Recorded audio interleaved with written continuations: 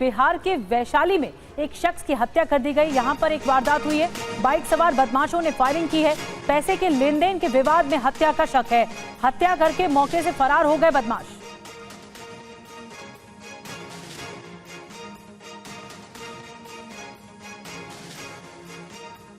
घटना का जो प्रथम दृष्टया कारण बन रहा है, जो मृतक है इनके बेटी का घर है यहाँ पे लावापुर, और ये यहाँ अपने समधी के इस पे जो है से आए हुए थे। कुछ पैसे का विवाद पूर्व से चल रहा था, जिसके लिए 25 तारीख को एक पंचायत भी हुई थी, और इसी कारण से प्रथम दृष्टया लग रहा है कि ये घटना कारित की गई है। हम लोग बहुत जल्द जो अपराधी है उसको पकड़ लेंगे। ये बिहार के वैशाली की घटना है और आइए आपको बताते हैं बिहार में अपराध का बोलबाला है और अपराध की बहार आई हुई है। वैशाली में क्या हुआ पहले आपको ये बताते हैं। एक शख्स की गोली मारकर हत्या कर दी गई। बाइक सवार बदमाशों ने गोलियां मारी। बेटी के ससुराल जा रहा था शख्स। पैसे के लेन देन को लेकर ये विवाद था। पैसे लेने के लिए ही बुलाया गया था। मुजफ्फरपुर के रहने वाले थे सुरेंद्र झा। और एक और बड़ी खबर मुजफ्फरपुर से आ रही है। इंजीनियर की हत्या से दहशत है। यहाँ पर घर में घुसकर इंजीनियर की हत्या कर दी गई। लूट के बाद पत्नी बच्ची के सामने हत्या की। तो कैसे अपराधियों का बोलबाला है बिहार में। एक और घटना सामने आई है मुजफ्फरपुर से।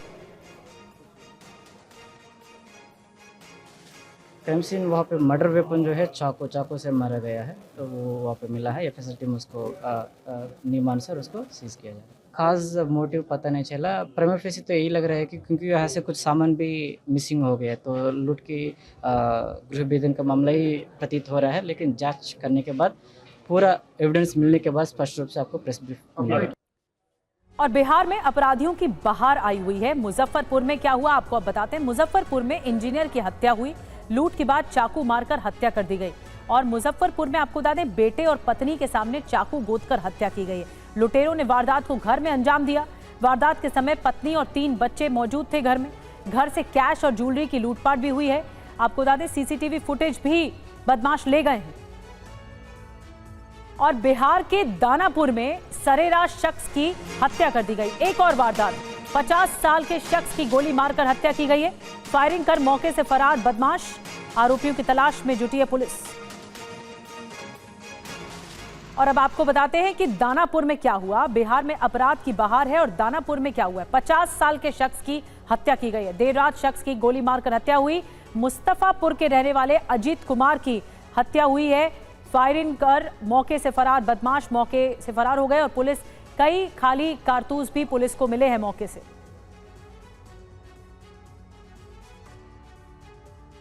और वहीं बिहार के ही नालंदा में डबल मर्डर से सनसनी मच गई है। युवक युवती की गोली मारकर हत्या कर दी गई। एक के बाद एक वारदातें हो रही हैं बिहार में। बदमाशों ने अंधाधुंध फायरिंग की। पुलिस हथियारों की तलाश में जुटी।